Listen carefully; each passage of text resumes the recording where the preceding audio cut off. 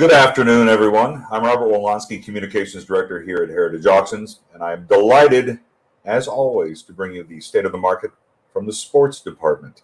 This is also a bit of a preview from the Fall Sports Collectibles catalog. And try saying that 5 times fast, which kicks off tomorrow in extended bidding, goes through the 20th.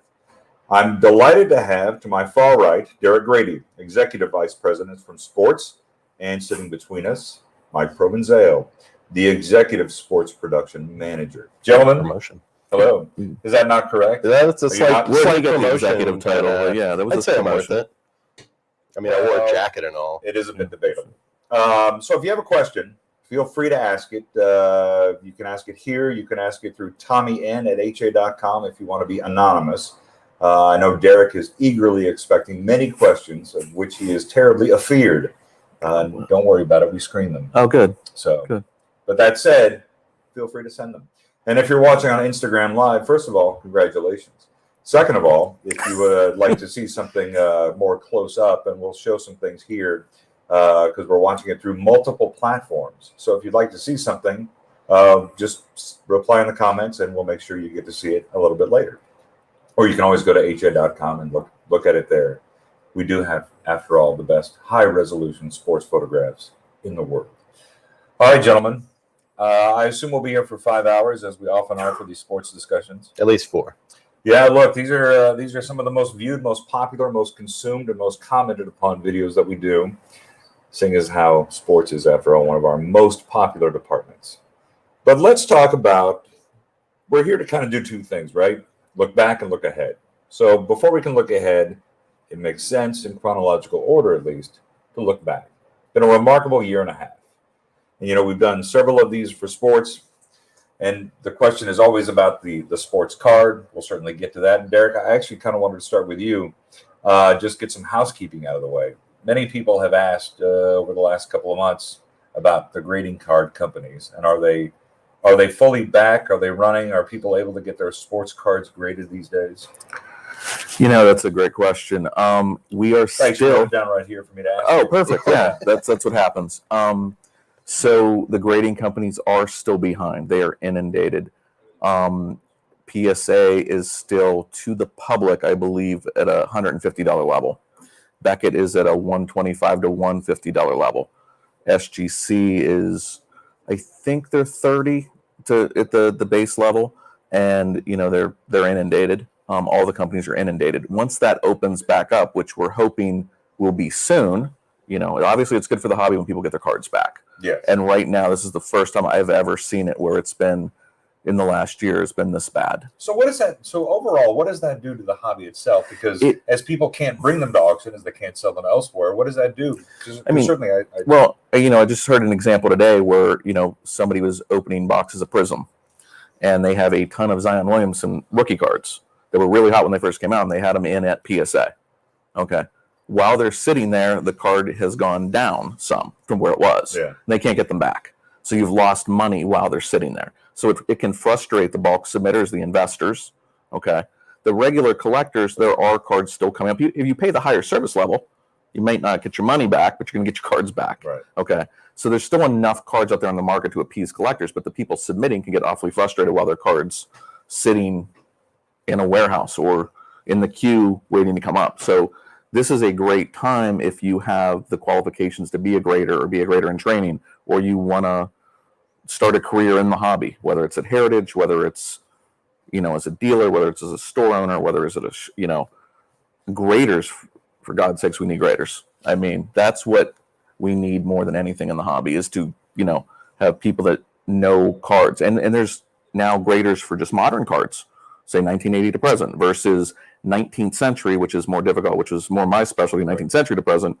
And it's hard to find these people that are going to want to sit under a light all day, and it's like a production line, and you're just picking up an invoice and grading cards all day, 8 hours a day. Do you think that the backlog and the immediacy, the immediate need to get them out now is impacting, you know, we've talked over the last few months about the fact that PSA is grading more stringently these days. So what impact is that shortage having on the grades people are getting back? Well, it's not just PSA, and it's clear if you compare Cards have been graded since 1994 or 93 or whenever PSA first started, 92 maybe. Okay, and they weren't super busy back then. SGC came into the fold in 1998, Beckett in the year 2000. Now there's CSG and there's a few other, credible companies that have come out since.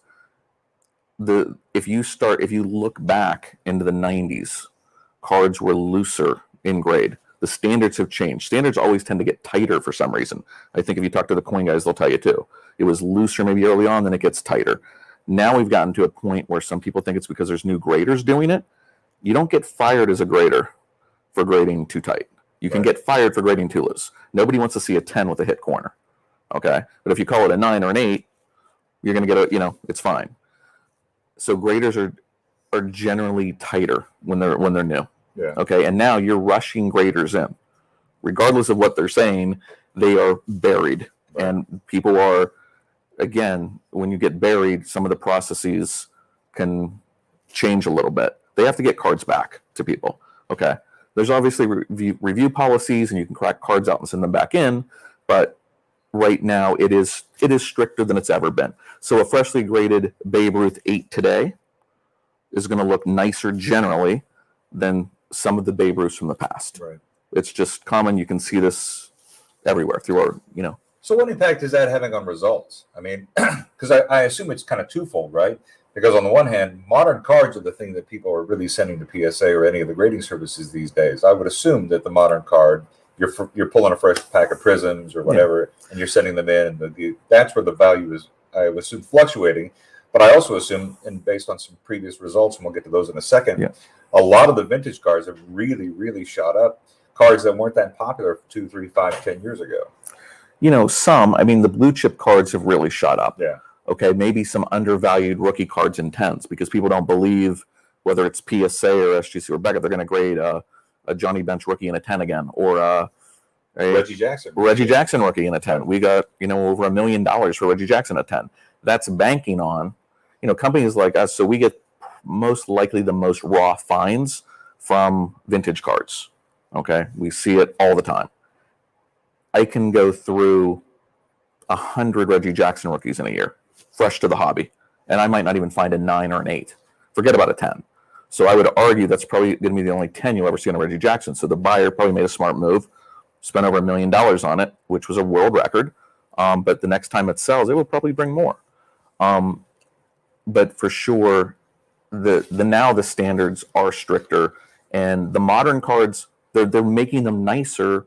The precision cutting methods, okay, they're making them almost 10s out of the pack, right. 9s and 10s.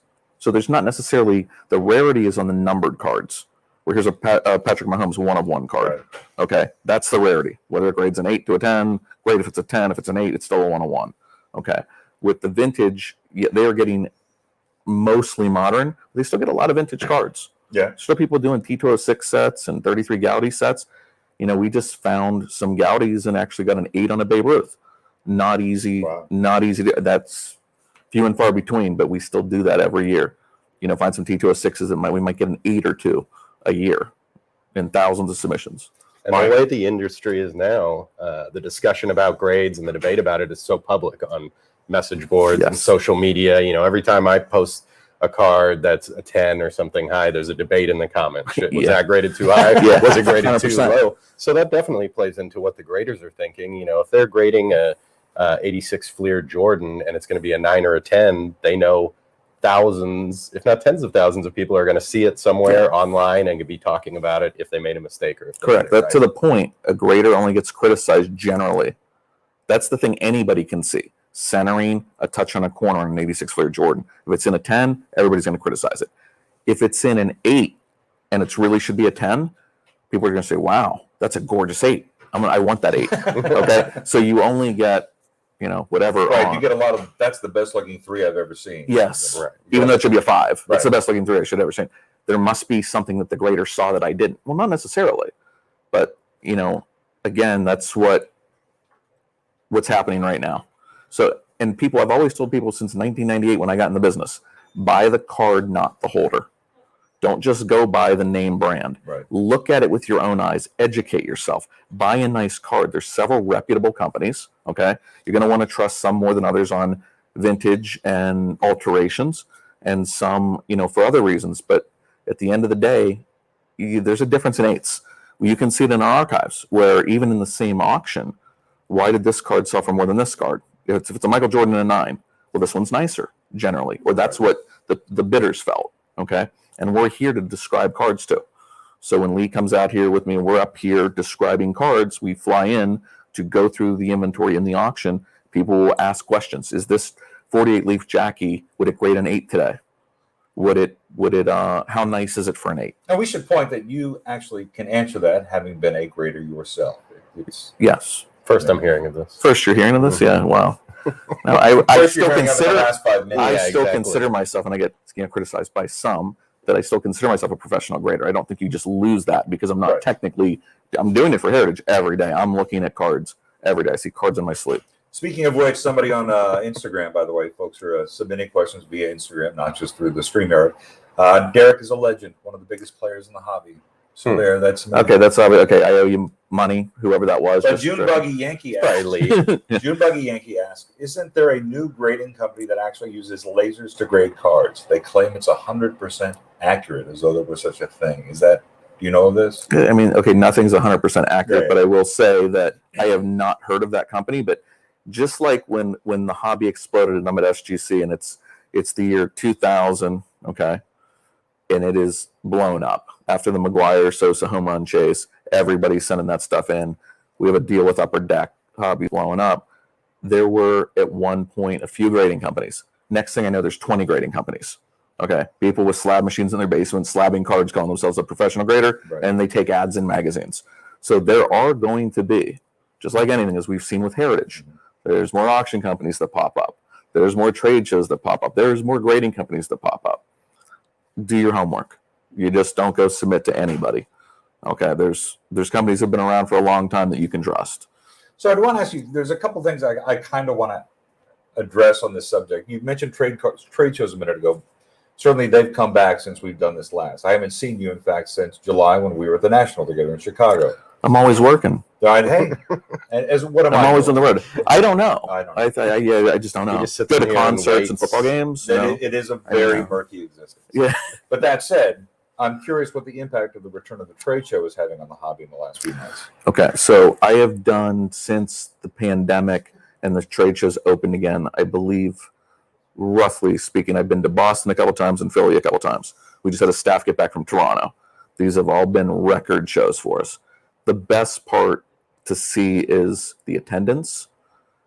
So on Friday, you have your people that want to get there, obviously, get the deals, find stuff. And Friday's always, pretty good, main hobbyists. Saturdays, so Fridays have picked up. Saturdays have been crazy with the attendance. But Sundays, that's usually where the show winds down and dealers are starting to pack up and companies are leaving at, like, say, 2 o'clock. The show goes till 4. And it's going the whole time. And it is packed, literally packed. We've taken more than 2 people now to a show. Yeah. We're just in it, and with the appointments in and outside the show, but it's nice to see kids. Yeah, it's gotten a lot younger. Yeah. And not just kids that are there hanging out with their dad or tagging along. I mean, they're in the industry. They know what they're doing. With money, there by are the way. kids walking around with backpacks full of cash and cards. We were at the Dallas card show a few months ago. A 15-year-old came up, and he had his Pelican case, and he had a 6-figure Mahomes collection. So I don't know what I did wrong as a 15-year-old. Yeah, I know. I gave him my card. I was like, there's a job for you, at Heritage when you graduate from high school. 100%. And we are looking for those quality people. Again, send us your resume. If you believe you are an expert, I am serious as a heart attack. You can turn this into a career, and we are hiring experts. So send me your resume. Send HR your resume. Send Mike Provenzale your resume. We will look at it and test you. All right, there's a question about memorabilia, because I was going to get to cards first, but we'll go to memorabilia here, because somebody asked, where do you see the memorabilia market going over the next 5 years in terms of game-used items for players like Mantle and Clemente, or Clements either. Sure. And others. In fact, we actually have, if you would like to show a couple of the game-worn. Actually. Since he asked about Mantle, might as well pull it out. Right. And I actually love game-worn as a investment. I think game worn has been, I shouldn't be saying this, but I think, because I collect game worn, because again, that's all I do is look at cards. So game worn is something I like to collect. And this has been, I mean, this jersey was on Mantle's back. Right. You want to talk about a little bit about it, Mike? Yeah, so this is the 1954 Mickey Mantle game-worn flannel. Mantle jerseys are just hard to come by. They were issued for a season, and many did not survive, so there's only a handful out there. Here, I'll show this to my close-up camera here. Linda, Tommy, if you want to cut to this, because this is kind of one of the amazing things about it. So 54 was his first really great season. The first time he went over 100 RBIs. I was holding this for too long. Yeah. Thank you. So an excellent example, and like he said, Mantle, Clemente, anything tied to them. Aaron Mays, undervalued. Valuable. You got a DiMaggio down there too. I do. This one's very cool, and I think game worn material is always going to be strong. We've seen incredible prices over the last year, baseball and basketball as well. And things that were on the player's back, that were on the field, in their hands, are always going to be incredibly desirable to collectors. And this was actually photo matched, right? Correct. Yeah. So this was DiMaggio wore this. It was photo matched to the first game of the 1946 season, the home opener at Yankee Stadium. And that was his first game back after his World War II service. And it's photo matched to a picture of him in the dugout with Joe Jr., which is cool. And he doubled in the ninth to put in the tying run in the game, and then the Yankees ended up winning in the bottom of the ninth. So cool story, cool history behind it. And anything Yankees, of course, pinstripe tied to their legends is going to be incredibly valuable. Well, so it's interesting. Let's go back. Let's talk about some of the game-used and game-worn memorabilia that we sold over the last couple of months. In fact, not long ago, we had the 1980 Magic Johnson jersey. Linda, if you can pull that up. This was worn in the Game 6 of the 1980 Finals, during which he played all 5 positions. Kareem was injured in that game. Only rookie to win Finals MVP. So for what, 1.5? Is that correct? Is that up there? 1.5 million. 1.5 million. Yeah, I mean, likely the best Magic Johnson jersey in the hobby, undoubtedly, right? He still says that that's the greatest game he ever played. So that's all you need to know right there from the mouth of the athlete, that it was his best game. The cool thing about that one is it was also photo matched to the 1984 NBA Finals. Right. So they were down to the Celtics, and he brought out his lucky jersey to help them turn the tide. But that's the cool thing about game-worn material, is it's got great story, great history, and things like that are the pinnacle for a Hall of Fame athlete. Those are the things the big money collectors are always looking for, just like the one-of-one cards. This is a one-of-one jersey. It's at the pinnacle of Magic Johnson material. And you can make the argument, pre-pandemic, this may have been estimated at $500,000. Okay. And so people are starting to, just as cards have gone up, memorabilia, which is literally a piece of the game. And that is the best of the best for Magic Johnson. It's interesting, though, because we talked about this a year ago, about the fact that sports cards, beginning in March of 2020, shot up. Yeah. Out of nowhere. Yeah. You certainly saw it with the Michael Jordan rookie card.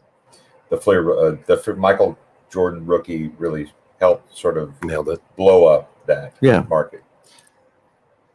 We talked a great deal about the fact that memorabilia, game used, game worn, wasn't keeping pace with cards. That seems to have changed over the last 6 or 7 months. Is that right? I mean, I think to me, it's always been common sense. Yeah. A lot of the big collectors have, if you talk to them, I mean, I won't name names. There's a lot of major card collectors that have a incredible game used collection.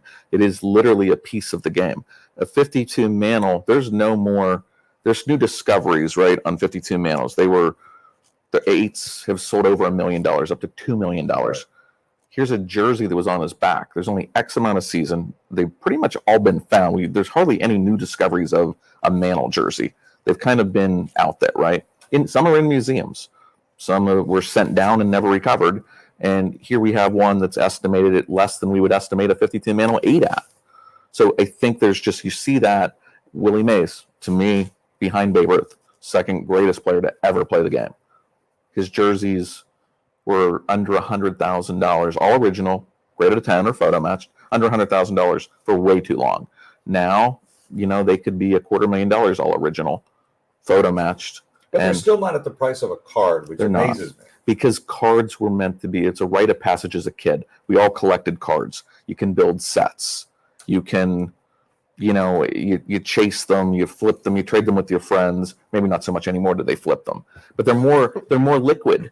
Memorabilia you get, from Mirrors authentication, right? Or SGC authentication. You're getting a book. You're getting letters that you have to read. Why is this greater than 9? What's the deduction for? A card, it's 8, 9, 10. And at the beginning of the pandemic, those prices were based on a lot of new people coming into the hobby or coming back into the hobby. Right. And cards is just, especially if you're new, an easier way to get in. It's with the grading, it's very commoditized. You can look at comps for everything. Yeah. It's easy to get your footing. With memorabilia, it's a little more difficult. You got to do a little more research. There's a lot less, there's less game-worn items, and then there's different levels of authentication. There's authentication for game use. There's signatures. There's multiple companies. If you're looking to jump in and start investing, it's just easier to start with cards. But that opens the door for people to move on to memorabilia. And now we're seeing that. We're seeing great prices across the board for all kinds of memorabilia. It's good to diversify anyway. It's also easier to display the memorabilia. That's the thing that always kind of... It is? Yeah. How big's your house? How big's your house? You start putting jerseys up in the wall versus in a card case that you could put 50 cards? Yes, but I could put Al Kaline's Babe Ruth crown on my on a shelf. I agree, but on that same shelf, you can have 20 different cards. Sure. Okay. I'm not. Let's talk to You said easier. easier. I don't know. It's not easier to display memorabilia. That's why. But no, honestly, You've got a Heisman Trophy sitting right behind you. That's fairly easy to display. That's gorgeous. I love a Heisman, like an original Heisman Trophy awarded to the player. Yes. To die for. The Jordan rookies say you walk into a trade show with a Jordan rookie and a 9, you could have 30 dealers willing to make you a cash offer.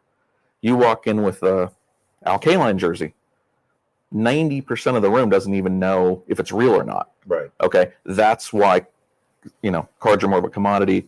You can go on VCP, see what the last one traded for, available on the floor to buy, sell, trade. Memorabilia is hard to even find at a show.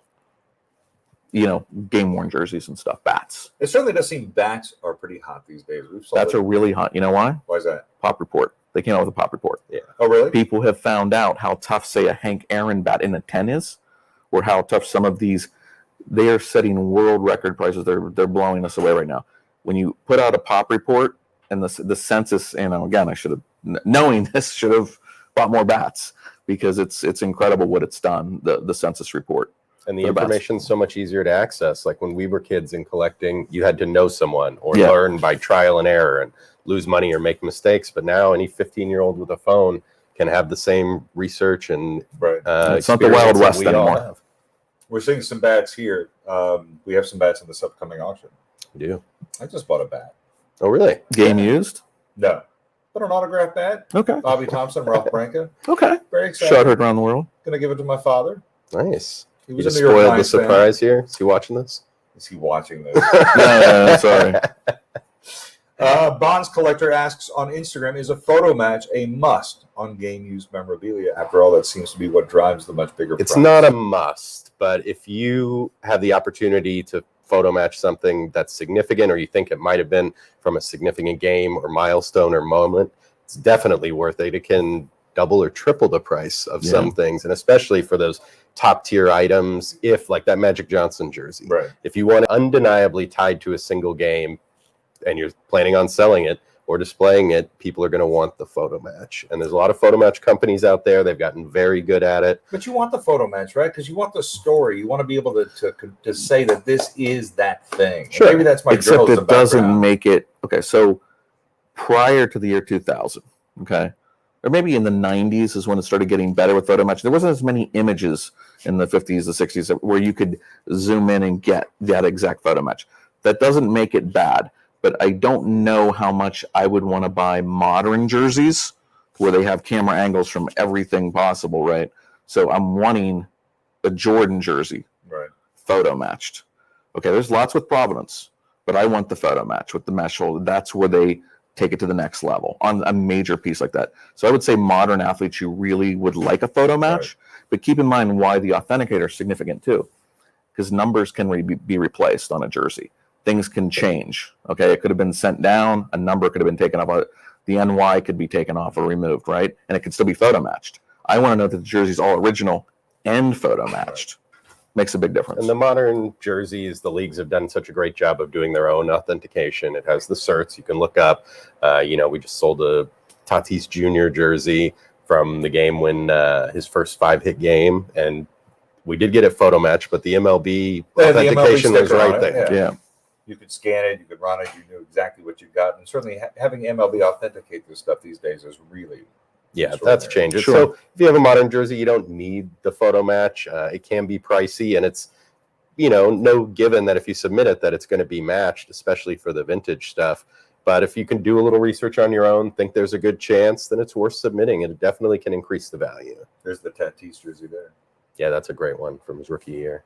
Let's talk about, we've talked about bats and jerseys. Let's talk about the balls. We have a couple of balls in the upcoming auction. These are pretty spectacular. You want to talk about the Walter Johnson first? Yeah, so... And I'll hold it up to this camera here.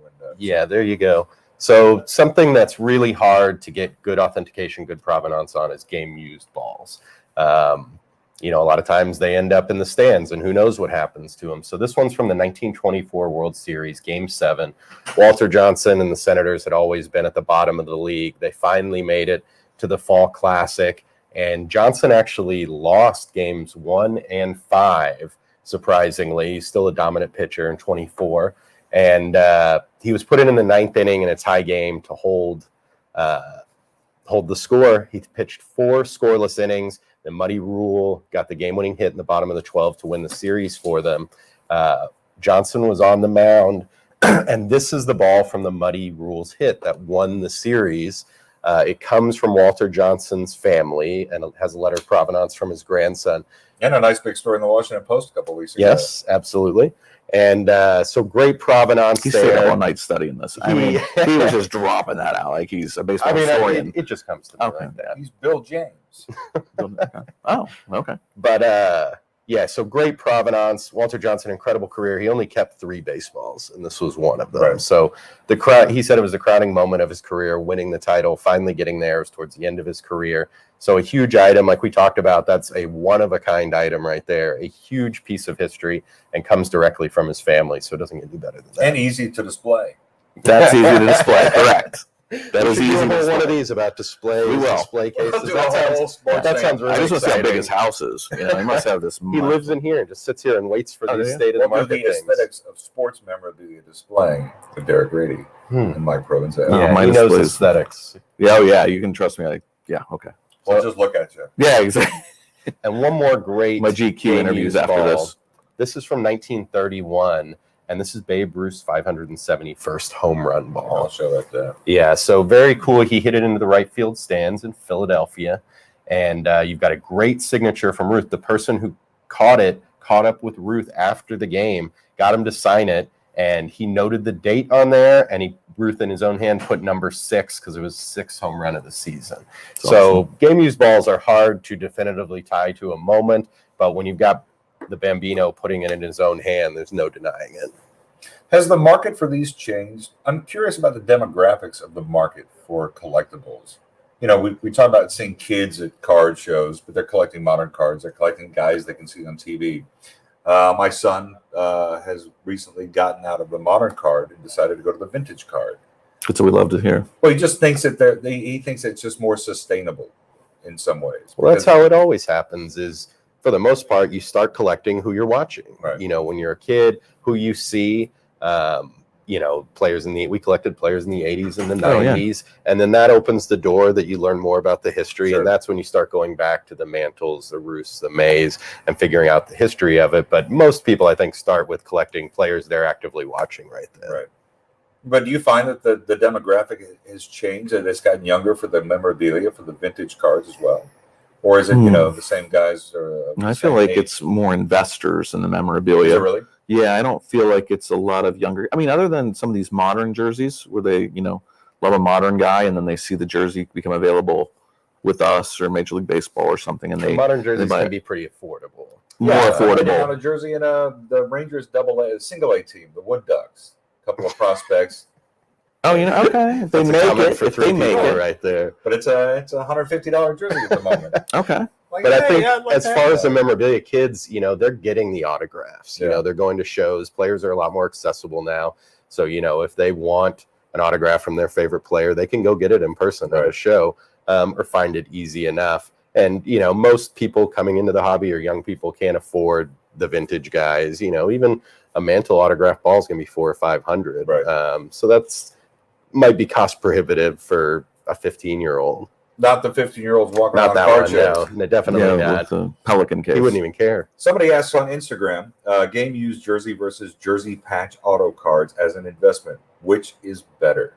And again, we don't like to say that everything's an investment. Buy what you love. Yeah. Not what you think is going to be worth more tomorrow than it was today. Yeah. That said, one of the other that you had to pick one, given that jersey patch auto cards are very high. They are.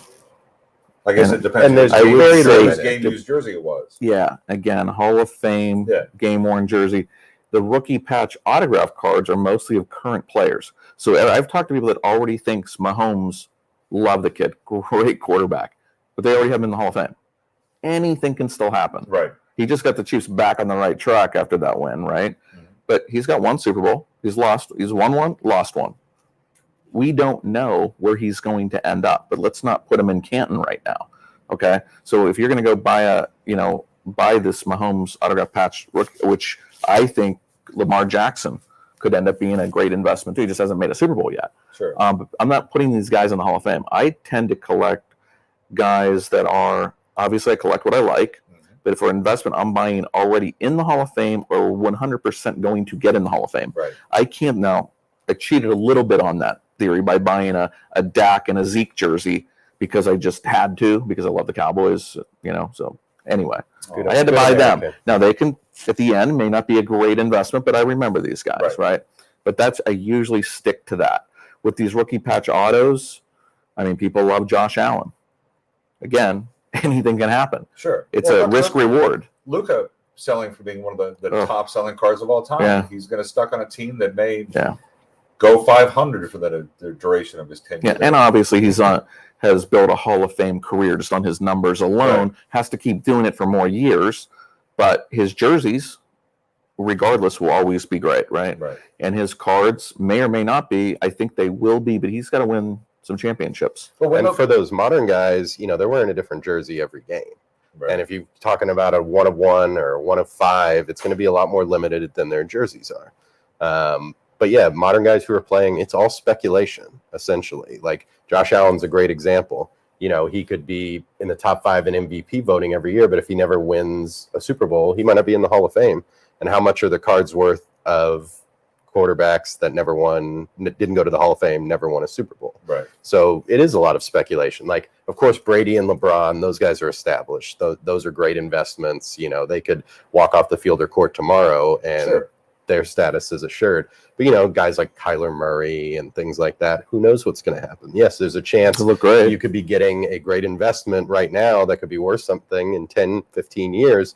But you don't know. I mean, anyone could blow out their knee in the next week. But even then, it kills me that a Staubach, for instance, PSA Gem Mint 10 is going to sell for significantly less than, It does until it doesn't, because I don't know that they're ever going to grade another 10. I don't know the population on a Staubach 10. I don't have one. I should. He's my idol. I could have bought it. Well, I think a 10. I do remember a 10 going for around 20 grand. That may have been a decade ago. But that seems like a It is, but that was a decade ago. But that's still not going to sell. And odds are the grading companies won't grade another 10. It's hard to get a 9 on a Staubach rookie. And yes, there are cards that come out today that are rookie patch autos that could sell for $2 million or $1 million.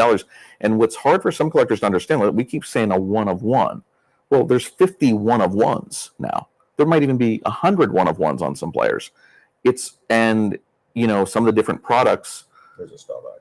The National Treasures is, the number 1, I believe, for some of the 1 of 1s. But there's just so many different 1 of 1s. It's hard for some of these collectors to understand when they have a 1 of 1. Why isn't mine worth $3 million? Why is mine only worth $20,000 when this 1 of 1 sold for? Again, I don't make the market. I thought I did, but I don't. Apparently not. So, but try as you may. The vintage stuff is always going to appreciate, and it may not be growing leaps and bounds and seeing huge returns every year. But like we said, with some of those modern guys, if it's not LeBron, if it's not Brady, you're taking a risk buying their stuff. And you could definitely hit. It could maybe not be a huge success, but still be a nice windfall down the road. but it is speculation if it's somebody whose career is still ongoing. You know, guys like John Morant and Zion. It's a great example. And everybody used to where they're gonna speculate. I mean, so when I was a kid, even when I started to have a little bit more money, I have cases, plastic cases, 100-count cases of Ben McDonald's. Okay, guys like that. Buying Kevin Moss's, Ben McDonald's. I've got a 3,000 Charlie Waters at the house. Oh, nice. No, I was going to say you don't. But no, people were investing in rookie cards. Right. You could, Oda B. McDowell. I do Remember all these names? Yeah. And I mean, but that was speculating. They were cheap. They were a buck or Speculating two. is fun. It's like when you were buying gambling, and look how popular gambling is in Yeah, sports. people love now it. Sports are bringing it into their stadiums. And there's that's people what this is. that That's went big on Carson Wentz. They're going to lose. They went big on Patrick Mahomes. They won. Right. Lamar Jackson came out hot, has a great year as MVP, slows down some. Now there's people getting back in on Lamar Jackson, right? So, and Mahomes, his cards, I was talking to a modern dealer, and he said his cards were off 50% when the Chiefs were they 3-4, 4-4, or 5? They were like 500. Mm-hmm. And he didn't look good. Now he looks great again. See, that's the thing that amazes me about the modern card market, that it literally fluctuates every Sunday. Sure. And that to me, I would think would be terrifying for somebody who's just in it for that. But then again, I get the fact that there is a gambling aspect to this. There is a ride. 100%. You enjoy the ride. 100%. So there's two different kind of there's certainly more than two different kinds of collectors. But there's the, I think about it in the extreme. There's the vintage collector who wants that Babe Ruth rookie and is willing to pay whatever, or the Gretzky rookie, the one of two known, 10 OPGs. And then there's the person who buys the Mahomes and rides it out.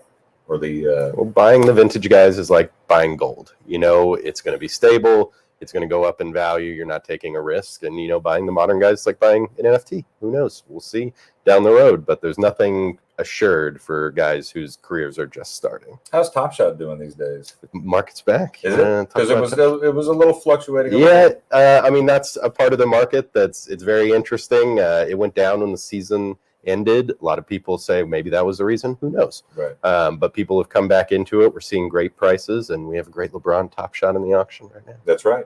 So we've got cards here. Let's talk a little bit about these cards that are sitting here, if you don't mind. Okay. Which one do you want to talk about? Any of them. Here. Yeah, speaking of vintage right there. I was going to say, all right, so this is interesting. Let's talk about this Cassius Clay, because Tommy, Linda, here you go. Yeah, rookie card of the greatest of all time. That is a low-risk investment right there. The 1960 Hemmett's Journal, Swedish publication. I'm sure you're familiar, Robert. I used to write for it. Yeah. So that they did a preview cards for the 1960 Rome Olympics, and of course he was the biggest star of that. Really hard card to find in a high grade, and that's one that prices have definitely been going up over the last 2 years. Finally getting some recognition. Hand cut. Yeah, we have sold a 10 on this card, which would be incredible to resell at some point. If you bought the 10, you want to reconsign it, call me. So somebody asked about this very card, by the way, in a question that was submitted before this began. A 1958, the Pele rookie PSA just sold for a record $900,000. There's this 1960 Hemmett's Cassius Clay PSA 8, and it's only currently at $37,000, I believe. Clay is as big a GOAT as Pele. Do you think the PSA 8 Clay rookie is undervalued and should go for a lot more? I think it's going to get up to probably 80 or so. I agree. This is an undervalued card, and that I can't even pronounce the manufacturer on that Pele card. I didn't even try. It sounds like Alphabet anyway. It sounds like Alphabet. But no, that's a super tough card. Out all the time. These can't. Alphabet. There you go. Nailed it. Well, that's as good as I still won't do it. Thank you. I had it for dinner. So yeah, I do believe this is a good investment. I think it's an undervalued card, and again, this looks like a high end. Just to describe the card, it looks like a high end example. Not sure why it isn't a 9. Master at work here. Not sure why it's not a 9, but again, it doesn't shock me. If it was recently graded, they're going to be tighter. And it's a gorgeous card and a great investment. Again, you're investing in a legend. And in the past couple of years, the industry's become more global. It's easier to do with the internet, social media, of course. But as that happens and more money from outside the U.S. is coming into the hobby, you got to look at those sports that are popular worldwide. Soccer is a huge one. It's the most popular sport on the planet. Right. Soccer cards we've certainly seen a big explosion in the last year. Of course. And boxing, it's not as big as soccer, but that is a global sport. And Muhammad Ali is one of the most famous people worldwide. There's a question that was submitted before this asking about hockey. Speaking of things that have taken off, how does hockey compare to the big three, baseball, basketball, and football? What are the most popular sets or players to invest in? And where do you see the most promise or room for growth in that particular sport? Certainly, we sold the 2 Gretzkys in the last year, one for over $3.75 million in a private sale. So there's certainly no small market for hockey these days. No, it's a passionate fan. If you're a hockey fan, they're as passionate as you've ever seen fans. Yeah. And the hockey card collectors are very passionate as well. And when you're talking, the 51 Parkhurst, where you have Sal Chuck and Gordie Howe's rookie, there's a ton of rookie Hall of Famers in there, modern guy, and throughout the 50s and the 60s in Canada, hockey's obviously so huge. The O-Pee-Chee rookie cards are very tough to get in 9s and 10s. And you can. Plus, they were also cut a little. They were also used the wire cutters, right? Yeah. They were cut a little differently than the They're rough cut. Yeah. Okay. And some graders, again, based on a grader's education and how long they've been grading, I never took off for a rough cut. Really? That's how you can't. That's how it came. Right. And I actually prefer a rough cut on some cards because I know, that's more original to me. Tough to duplicate that if, somebody's out to deceive a grading company. Tough to duplicate that company rough cut. Right. And then you have McDavid, Crosby, Ovechkin, solid investments. If Ovechkin breaks the goal record by Gretzky, the card's going to explode. So there's a lot of great hockey to invest in. And again, Gretzky's really popular. I know a lot of baseball only guys that will jump in and buy a Gretzky O-Pee-Chee rookie. Right. Not so much Gordie Howe, and they probably should. They should consider that. Lemieux too. Lemieux as well, yeah. Been big last My year. favorite hockey player. Well, there you go. There you go. Bobby Orr. Let me see the Jordan Fleer, because obviously this really for a lot of folks, this is what defined the recent boom. Yeah, for sure. And look, certainly the card. This is probably the one that has fluctuated in price more than any other card over the last 18 months because there were a few, and then there were many. Yeah. So let's talk about this one here. Obviously, this is the SGC. This is a 10. Mm-hmm. So certainly the 10s are still beloved and highly coveted by collectors. I am curious, what the pandemic has done to these low population reports, these offerings that suddenly have become more numerous in the last 18 months. They basically, again, they've graded. The Jordan submissions have been up. Yeah. The 10% has gone down. This card was up as high. I mean, I did see one. So for 700,000 or 800,000. Okay, yeah. And then they dipped back down. It may have hit in the 3s. So it started at 8, and then went to 30, and then went to 760. Yeah, and now it's. And then I saw it dip. Yeah. And we were wondering, okay, is it going to go back down to $100,000? Where is it going to be? Because there were 320 PSA 10s. I'm not sure on SGC or back at 9.5s, but they really started to get back down to a buying point where somebody just drew the line and said, okay, nothing. It never hit $250,000. Now they're back in the 400 range. Yeah. Again, that's a PSA 10, an SGC 10. I think we have estimated it. Do you remember 200 on the SGC 10? Back at 9.5, I think, or around $100,000 or something. We estimate them. So it's still that cachet of the PSA. It still is. They've been number one since I've been in the business. Yeah. I remember February 2020, we sold a PSA 10 Jordan rookie for $30,000. I'm sure that can posted the result on social media, and everybody said, stupid price. No, the person who bought that didn't know what they were doing. Some Wall Street guy who just jumped in and has money he can throw away, and that turned out to be one of the best investments I've seen. No, I would have been a seller. Months later, it was selling for multiples of that. There are so many questions to get to, so people are still asking them. Somebody asked and we'll get to some of this stuff here in a moment. Somebody asks here, should I get my Babe Ruth graded or just authenticated? Babe Ruth. I assume it's this is from Instagram, so I assume it's a Babe Ruth card. Let's say if they, you should certainly get everything. I mean, if you're going to get authenticated. Yeah, I mean, some people don't want to look at, a 1. But if the card's a 1, it's a 1. Okay. Right. But some people don't want to see that grade. They'd rather say authentic. Yeah. And I think if that's what he's referring to as a card, I've heard people prefer that. They just don't want to see the grade if the grade's a disaster. But, and then on an autograph, again, if it's a low grade, people don't want to see it sometimes. And they just say, just put it in authentic. Yeah. So. But I mean, if you're ever going to sell it, you should get it graded or authentic. Yes. I mean, that's how you're going to get the best price. So if you're thinking about selling it, that's 100% yes. If you're holding on to it, I mean, getting it slabbed is great just for protecting it. Yeah. If you think it's valuable, or if it's just valuable to you, sentimental value, taking care of it can be a good aspect just to go ahead and do it. Right. We've got so many questions here. It's kind of extraordinary, but I do want to keep talking about some of this stuff. One thing that has fascinated, well, I don't know what other cards you brought, but obviously, well, there's a Just some highlights. Yeah, there's a Mantle. This Mantle is from the rookie. upcoming auction.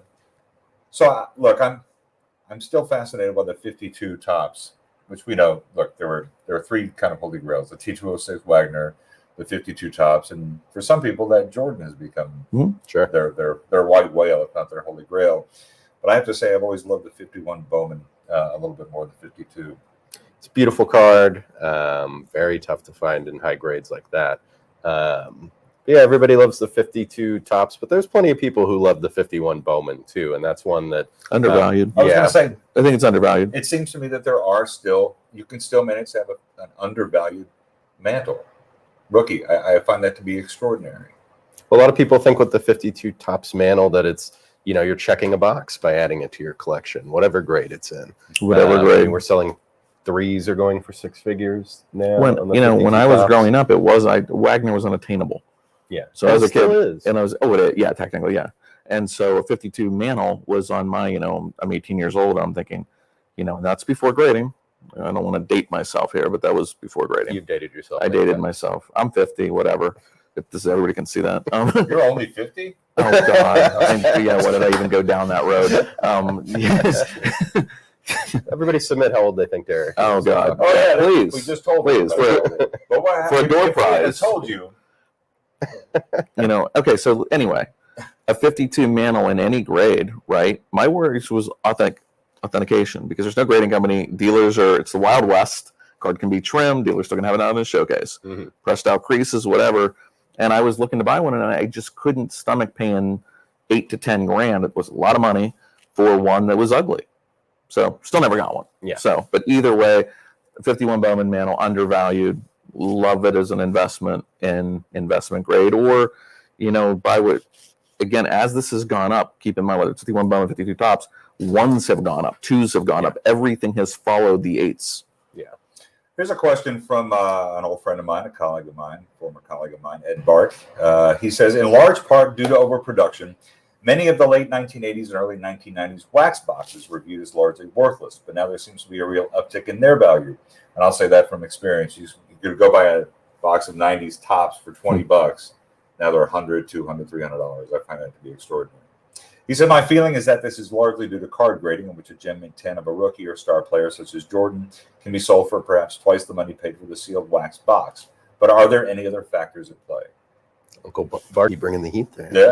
I mean, that was considered. Okay, so that's a lot of that stuff in my basement that I just refused to. That was junk wax at a show. Yes. If you remember, you go to a show and buy boxes I saw them as low as $3. Then it was $5, not 10, 20. Now I don't even know what junk wax is anymore, but it's still kind of that 80s and 90s mass-produced wax, like in 88 Topps Baseball. I don't even know what rookies in there. It's complete garbage. But if a PSA 10 on a Clemens card, right, and somebody needs it for the registry, and they can, I don't know what those sell for, but I believe, and again, if the graders are grading fair and not too tight, because if you're submitting 88 Topps, you're going for 10s. 88 Donruss, you're going for 10s. There's a 9 year losing money. Breaking. They want to do something vintage, and that's still affordable, Yeah, so that's affordable. That's creating. But now there's a little more demand. Before, when you're paying $20, you couldn't move that stuff at a show, but now there is some interest, and so it's moved the price up. You can't grade it right now. Like at one point, the grading services had the common services open for cards under $99, and you could submit for in bulk $7, $10, $15. We don't know. None of us know, insiders, anybody, what that next level is going to be when they bring back down. I mean, PSA is a set registry. People building 60 sets, 50 sets, 70 sets. Well, right now you can submit at $150. When they lower it, when are they going to get it back down to 15? If they ever do, right? When can you? So right now you can make the argument that go on eBay or in anybody's auction and find 9s graded on 71s, cheap. Or any 70s commons graded 9s or 10s. I don't know when you can afford to submit those again. When the demand is going to come down, or they're going to hire enough graders that they can open a common service again. There's a ton of cards that will not be able to be graded. Somebody's going to open the common service. I just don't know whether it's going to be one of the big three. Because you got to be able to grade those cards. That's what the set registry depends on that to build sets. So, so now that junk wax, I don't know right now that you can open it and get anything graded because it's not, you're going to pay way too much per card. It's still fun to open it. But there's people that have fun opening it, and it just, So are people, I'm fascinated by this. We sell so much boxed stuff these days. Are people buying that to open it, or are they buying it just to stash it? Some are. Okay. Investment for sure. And there's a small percentage that open it. Our friend Leighton, Vintage Breaks, he's breaking it, and people are buying spots. 69 Tops basketball. Yeah, we did that at the National. That was really cool. Yeah. I think we pulled what? A Chamberlain. Right. Yeah. And again, I said it's near mint to mint on stage because it was. I went to PS, I got a 7. Right out of the back. 7. Okay, perfect, guys. Thanks. It's just doesn't matter. Either way, the vintage, there are I think I did an interview where I said my first box was 79 football. I've been so tempted just to crack a box. Okay. But I know how the cards are going to come, and I'm going to have a pile sitting on a desk somewhere in my card room or in a room of cards I can't get graded, and they're going to come off center, maybe a hit corner. And the odds of me pulling a mint Earl Campbell rookie are not good. But the fun I'd have opening a 79 football box would be great to go back and do that. But I just look at it and say, I don't want to spend $1,000 or $1,500 to open a box and then get nothing out of it. Right. Okay, but it is fun. It takes you back to your childhood opening up. It's a weird thing. You stare at it and go, what if? Yeah. It's holding a memory, but it's I just not quite know that you're not getting in these current, the odds of, 86 Fleer basketball, again, the packs are extremely expensive. Yes. But they come out as 9s and 10s. If they're centered, they come out gorgeous. You have to know what products come out gorgeous. And is there a way for people to find that out? Experience. Yeah. I mean, if somebody says, you could ask me if 84 football, you want to open an 84 football so box? Much is out there. You can get merinos that are ugly as, you can get a 6 out of a pack that can have snow on it. It can be miscut. It's really just knowing, trial and error, opening them. But yeah, there's stuff that breaks. Gum stuck to the back of the. One card's going to be ruined. Odds are it's on top, and you can peel it off, or you can eat it. But rack packs, people cut open the rack packs and pull out the cards to make sure they're not damaged. Cello packs, or some cello packs that open better. Rack packs that open better. The wax packs, if they're too tight, it's hard to open it and get the value up. But when you talk to people, think about the modern boxes. The cards can come out as 9s or 10s, but the box, we opened a box, I was blown away. Like, I didn't know National Treasures box had like 3 packs in it, or 6 cards. 1 pack, 6 cards. Right. And I was like, wait a second, where are all the packs? I'm used to like 24 packs, and the box was still a few grand, right? Yeah. And we had 6 cards. Now, it was really cool what you pulled, because they put autographed cards in there and 101s, and you can really, so that's gambling. You may give a better hit rate than opening an 86 football box for $5,000. To pull a Jerry Rice at even 9s is next to impossible. Okay. But you keep it sealed, it just keeps going up in value. And the unopened stuff, there's a finite amount of it out there. And with so many people breaking stuff open, there are people out there who are buying it, putting it away, and just sitting on it, and they know whatever they bought is getting rarer each day. I'm such a dum-dum. I bought a whole bunch of 88 Tops boxes for $20. We just decided one day during the pandemic, Harry and I just opened them all because it was just fun. Now you can retire because all the hits you had in there. Yeah. Now they're just firewood sitting in the closet going, why did we open this? Yeah, that's what happens. Right. But they were $20. Now they sell for like $200 a box. We had a good 88 Tops baseball? Yeah. Just because people don't call me with your 88 Tops baseball. They do not sell for $200 a box. We do not take those on consignment. I'm just talking about the stores. People are just selling them for that. Are they really? Yeah. 100. Just don't go into that store. Okay. Don't go into the store. I stopped going to that store. Okay, good. You were being overcharged. Yes. I didn't buy it. Okay. I bought it for $20 at the antique mall. Oh, there you go. Somebody asks on Instagram, can you tell us what you think of the T206 red cob with the old mill back? In the auction? Yeah. Mm-hmm.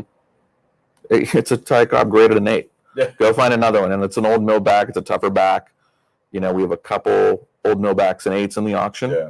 I don't have them here to describe, but if you want a better description on it, you can call me. Tell folks how to get a hold of you, by the way, while we're doing that. Just, use it lightly. No, you have a great consignment anytime. Derek G at HA.com. You want to give him my phone number? Extension 1975. There you go. 214-409, 1975. Yeah, or 877 Heritage. Extension 1975. 1-800. But the T206 collectors have always it's known a about great, the rare bats, but that's something that's become a lot more great common investment. knowledge. Again, Cobbsonates, Ruthsonates, Garrigsonates. You are not getting these graded. Again, we take in more T206s probably than anybody. We get fresh calls. Love it. The average grade on a T206 Cobb is probably a 3. Yeah. We sell authentics, 1s, 2s. They've all gone up the charts, right? But to get an 8, at some point, I still get excited when we get a consignment of a T206 in an 8. Right. And especially when it's Ty Cobb, Christy Mathewson, Walter Johnson. These are great blue chip investments. And again, I don't believe the grading companies are going to be grading many more, if any, of these. And these are PSA 8s. So we've been at this for an hour. I know it feels like it has been? It has been 10 an hour. minutes. My God. So we've been doing this an hour. Thanks for everybody sticking with us. Did we lose half of our audience by now? I'm sure we haven't lost anybody. Oh, You can still have questions. I still have questions sitting here. But I want to make sure that we do talk about some of the stuff that's actually sitting in front of us from the Alkaline collection, because this has been a great pleasure to work on. Certainly, I loved it. Tiger. Yeah. I mean, this is consigned by his family. Mark Kaline has brought this to us. Just to be around Alkaline stuff has been extraordinary. I've been on some of his bats. I've already lost all of them with days to go. Talk to me a little bit about, it's always special, and we have many collections consigned by Scott Williams, Jack Youngblood, Lou Brock. Lou Brock. So talk a little bit about that and what we have in front of us. So we're very lucky at Heritage that we've been able to handle some incredible player collections. Stan Musial, Brooks Robinson, Jerry Kramer. And the coolest thing about it is really getting to dive into their whole life. Usually you sell a game used bat or one item from a consigner, but when you get the players' collections from their family, like the K-Line collection, it encompasses his entire life, his whole collection. There's baby photos of him in there, the first MVP trophy he won when he was 17 years old, all the way to his golfing material, his golf bags from the end of his life. And then, of course, the incredible items from his career. Mark Kaline, his son, told us that it was Al's idea to sell the collection. He didn't want to burden the family with it. He wanted the fans to be able to get a taste. That's exactly right. And Tony Giese and I went, and obviously you know Tony Giese. Yeah. I mean, he's just a pleasure to be with. I can hear him now. You can hear him. Yeah, he's excited right now that there's a shout out to Tony Giese. So we went to the K-Line's house, and it was so much fun because as I'm going through, there's things that you're going to take and you're not going to take based on value. And I'm just loving the stuff. And, Mrs. K-Line's house going through, and some of the items we got are just incredible. They weren't sure everything they were going to keep, a few things, maybe World Series ring. Right. But I mean, they gave us a really good stuff and great stuff and affordable stuff, high-end stuff, some lower-end stuff where you can still get a piece of Al K-Line that's, might be $1,000 or something that literally came right out of the house, right from the player. The K-Lines are signing a letter of authenticity for every piece. It's just, it's a joy to work with the families. And you got, like you said, the top end stuff. There's a 68 World Series trophy, his Babe Ruth crown. But then you've got stuff on the lower end. I think the Babe Ruth crown. Very cool. Not the first one we've sold in the last year. I find this to be. We sold Willie McCovey's. We sold Brooks Robinson's. I love these. They're beautiful. To see it in person, I mean, the picture is one thing, but to actually see it, to hold it. That was on display in the Baseball Hall of Fame in 1980 and 81. And there's a photo included with, there it is, Al and his wife holding the trophy. So that's a cool addition, and it's just a unique award. Not every player gets one. Yeah. But the list of players that do are the greatest of all time, and K-Line's right in there. And talk a little bit about the Heisman that's behind us. So that's an interesting one. This one was not awarded to a player, although we've sold a few of those in the past. In 1935, when they started making the Heisman, they used a certain wax removal technique to create the trophy. Later, it was modernized to a vulcanized rubber method. And this is the last Heisman that was made using the old method from the original Marquette that was used to make the first 40 Heisman trophies. Wow. So they made the first 40 original that they gave the players. This is the last one they made with that method.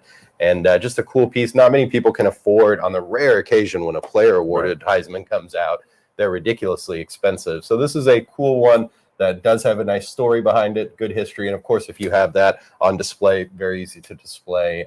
That is very easy. I'll find a spot. A great conversation piece for sure. And hey, if you want to create the plaque and the base with your name on it, and absolutely go for it. There are two other things I want to talk about before we get to the. Well, you know what? Let's get to the photographs first, because there really have become, in this industry, in this hobby, a third market in the last few years, isn't it? The photographs have really become kind of extraordinary. That market has just taken off, and things are selling for 5 or 6 times what they used to. Yeah.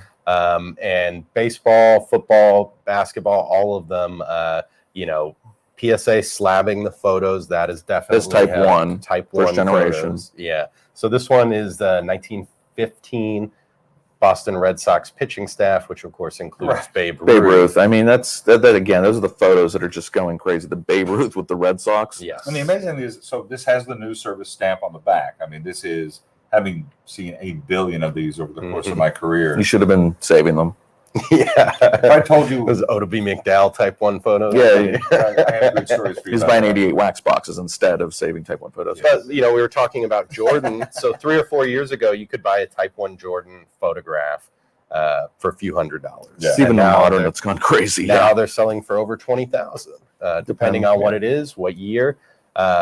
So it's something that are still affordable. We've got a ton of original photos in this auction right now, all sports, all vintage. So, this one is a 6-figure one, of course, but you can still get some for a few $100s, a few $1,000s, find your favorite player or a cool image. We just sold a really great Larry Bird high school original photo with him throwing it down in high school. So you can find these interesting images, and they just look incredible. We keep talking about displaying, but that's one of the best display pieces you can purchase is a vintage photo. I am amazed by, and deservedly so, the increase in these prices for these. We'll get to a couple more and then we'll wrap it up here. I've gotten kind of 2 versions of the same question, and I think I've asked sort of a version of this earlier, but has the profile of your high-end bidders changed over the boom, or is that still the same? Wealthy? Yeah. High net worth? No, I mean, the high-end bidders, I mean. Have there been more? There certainly are more. There's more people diversifying, We're yes, absolutely. No different than coins and comics. I mean, your high-end clients are going to be a high net worth. I'm sure they have some properties. I'm sure they have a great investment account. And, being a sports fan, so many people are sports fans, and I never understood my whole life, why don't more people collect? Right. And at some point, we're going to be cool. Or ultra cool. You, well, not necessarily me. Of course, me. Your interests are cool. That's what you're saying. Yeah, the interest. So when you go to a game and you're with, 60,000 other fans, and you're thinking, you're a Cowboy fan, you don't, and you start talking to them, they're like, they'll get something at Target to display in their room, their man cave or something. It's like this stuff can be very affordable and enjoyable to collect, and it can also go up. Right. I never understand why you go to Target and buy a pennant, a phony pennant, when you go buy an original one for just a few dollars more. Yeah, exactly. And I don't know if they knew now with the internet and stuff, obviously you can find us anywhere. Okay. HA.com. We're all over the place. And you can really build a collection on any budget. We have Sunday night sales. It's not just, items that are $50,000 and more. We have auctions for everything. But at the same time, the high-end client for sure has been more high net worth individuals diversifying their investments into, and I've seen some of our sports guys go into comics and video games. Right. Yeah. Okay. There's a coin guys dip in some into sports a little bit. I don't know if our sports guys dip into coins too much. Probably not. Right. But either way. Well, yeah, a lot of people with a lot of money who were doing other forms of investment have definitely started collecting sports. And, the big thing there is, it's great to have a nice portfolio, but nobody wants to talk about it at a cocktail party or look at your Amazon stock certificate. But if you have a Al Kaline trophy or you're a hit. game-worn jersey, those are investments that now have a lot of value, and people want to talk about them. People want to hear how you got it, where you got it, what's the story behind it. And here's a piece behind us that crosses from over into fine American art. Yeah, there you go. It's a card, actually. It's a painting of a card. The 2009 National Treasure that's actually signed by Steph Curry. Yeah, so Daniel Meltzman is the artist who created this. We're offering it for charity, the Tower Cancer Research Facility. And he created the 2009 iconic Steph Curry rookie card. He had Steph sign it. We've got photos of those. This is going to sell Friday night, and every single dollar, including the BP, is going to Tower. So an incredible organization that does a lot of great work. And this, you know, the card's a 1 of 1, and this is a 1 of 1, a perfect thing for your man cave, your office. If you want to brag and show off, you're probably not going to have the millions to get that card, but this is the next best thing. I think it's actually kind of cooler. It's actually, that's really easy to display. It's got It's got a bigger Steph autograph It's too. easy to pick up and just carry out of here, right? If you win it, you just kind of. So I want you to know that he and I took it from one end of this building to the other yesterday, Which is 300 yards. It's very easy. Okay. It's a delight to carry. Well, look, I can't thank you guys enough. This hour and 6 minutes we've spent here is certainly breezed by. We could go for another couple of hours, but the fact of the matter is just asking. Well, I got to eat. Obviously, that's asking way too much of the people who are watching. All right. But you're going to actually be here tomorrow night doing the live show, correct? Friday night. I will be. At 8 p.m. Central Time, we're going to be doing our live auction closing. We'll talk about the results from tomorrow night, and we're going to really dive into all the collections we have. Like we said, we have K-Line, Jack Youngblood, Dave Wilcox, all Hall of Famers. Scott Williams. Lou Brock. Got Scott Williams from the Chicago Bulls. Chicago Bulls championship ring in 1991. Who's joining you on that show? Is it Tony Geezy co-hosting with you? Tony Geezy is going to be joining me from abroad, streaming live while I'll be here in this very room. I'm just going to sleep here. Where's he for the next going? 48 hours. He's on the road. He's at a show, so he's going to talk about the show. We're going to go through all the highlights in the auction and answer people's questions. Excellent. Well, gentlemen, I appreciate it. Again, if folks want to reach either one of you, Derek, you go first. Derek G at ha.com, extension 1975, if you call. Mike P at ha.com, and I'm 214-409-1422. And I can't imagine anyone would have a question for me. So I appreciate you watching. Thanks, guys. Thank you. Thank you.